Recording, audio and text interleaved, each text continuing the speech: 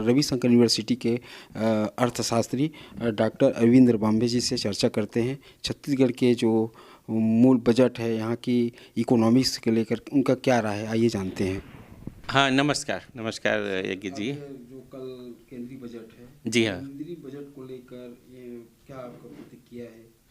हाँ जी हाँ, देखिए जो केंद्रीय बजट आने वाला है, ये अभी तो अंतरिम बजट ये है, पूर्णकालिक बजट ये नहीं है जिसको वोट ऑन अकाउंट कहते हैं। तो इसमें सामान्य रूप से सरकार अपने जो खर्च हैं उनको करने के लिए एक अनुमति एक प्रकार से प्राप्त करती है, जो कि वैधानिक प्रावधान है। पर इसका तात्पर्य ये नहीं है कि सरकार कोई नई योजना है या कोई और सुधार के कदम आगे बढ़ाना चाहती है तो वो नहीं कर सकती, ऐसा कोई बंदिश नहीं है सरकार पर, तो वो कर सकती है। और पहले भी इस प्रकार के जो अंतरिम बजट आए हैं उसमें इस प्रकार की योजनाओं की घोषणा की है। तो ज़्यादातर इस बजट में जो सामान्य लोगों का तो ये ध्यान रहेगा कि सरकार जो है क्या कोई करों में कोई जो है डायरेक्ट टैक्सेस हैं उसमें क्या कोई रिलीफ दे रही है, क्योंकि इस साल जो सरकार को जो रेवेन्यू मिली है खासकर डायरेक्ट टैक्सेस से, वो रेवेन्यू उनके टारगेट से ज़्यादा रही है। तो ऐसे में जो है आम जो सेवा में हैं, जो सर्विस क्लास के लोग हैं और जो महंगाई को देखते हुए ज़रूर वो चाहते हैं कि उनको करों में थोड़ी जो है राहत की उम्मीद करते हैं।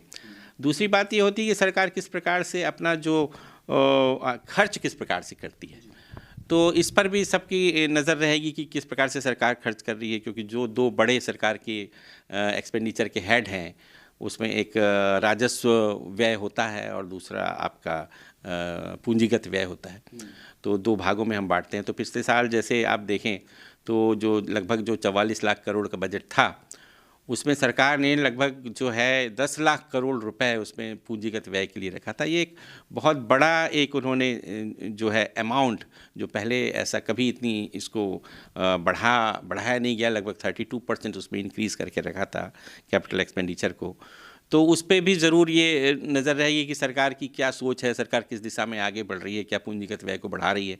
देखिए, अभी जो रियल एस्टेट मार्केट है, हम लोग क्या रियल एस्टेट ग्रुप से बिलोंग करते हैं, तो रियल एस्टेट में देखेंगे तो अभी बेसिकली दो सेक्टर है रियल एस्टेट में, हम ब्रॉडली डिवाइड करेंगे तो एक प्लॉटिंग प्रोजेक्ट होता है और दूसरा होता है हाउसिंग प्रोजेक्ट। तो प्लॉटिंग प्रोजेक्ट में भी मिनिमम जो प्लॉट की कीमत होती है 10 लाख होता है, और हाउसिंग जो है वो 20 लाख से लेके उसकी लिमिट अगर मिडिल क्लास के लिए अगर अपने बात करें तो कम से कम वो 60 लाख या 80 लाख तक होता है। अब इसमें क्या है कि जो इंटरेस्ट होता है, अगर नॉर्मली जो मिडिल क्लास फैमिली होते हैं वो अब बैंक से बोरोइंग लेके फंडिंग हाउसिंग लोन लेके ही मकान खरीद पाते हैं, और उसमें फैमिली 10% तक अपना ओन अमाउंट कंट्रीब्यूट करते हैं, बाकी 80 से 85% का फंडिंग लेते हैं। तो अगर अपने मान के चलेंगे अगर 60 लाख की मकान है तो उसकी 10% 6 लाख होता है, तो बाकी का जो 54 लाख है उसको बैंक से लोन लेना पड़ता है।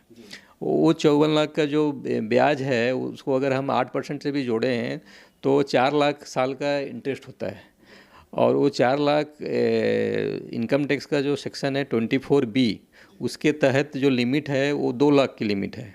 हाउसिंग लोन को जो लिमिट है वो इंटरेस्ट रेट में 2 लाख की छूट दिया जाता है, जो कि इनकम से लेस होता है, जो कि काफ़ी कम है। अभी अपने 60 लाख के मकान में देखिए कि कम से कम 4 लाख आता है। तो गवर्नमेंट को ये चाहिए कि 2 लाख से वो लिमिट को बढ़ा के एटलीस्ट 3 लाख कर दे, ताकि हाउसिंग लोन को भी प्रमोट होगा और इससे कहीं ना कहीं ज़्यादा से ज़्यादा लोग मकान खरीदने में विश्वास करें। मैंने पूर्व अध्यक्ष होने के नाते वित्त मंत्री माननीय निर्मला सीतारमण जी को पत्र लिखा है, जिसमें सराफा के संदर्भ में कुछ मांगें उनके विचार हेतु रखी है।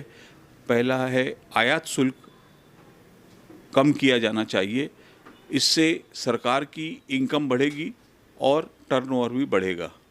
दूसरा है धारा 411, जो सराफा व्यापार में जो सराफा का व्यापार करते हैं, यदि भूलवश भी उन्होंने कोई जेवर खरीद लिया है तो विभाग द्वारा उसके ऊपर अनुचित कार्रवाई की जाती है। इसलिए यदि उसके पास पर्याप्त मात्रा में दस्तावेज है बेचने वाले के पास, और दस्तावेज देखकर यदि व्यापारी लेता है तो उस पर धारा 411 नहीं लगानी चाहिए।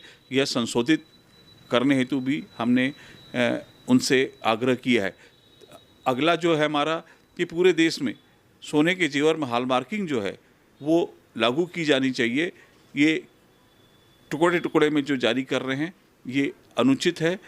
पूरा देश एक समान एक विचार में चलना चाहिए।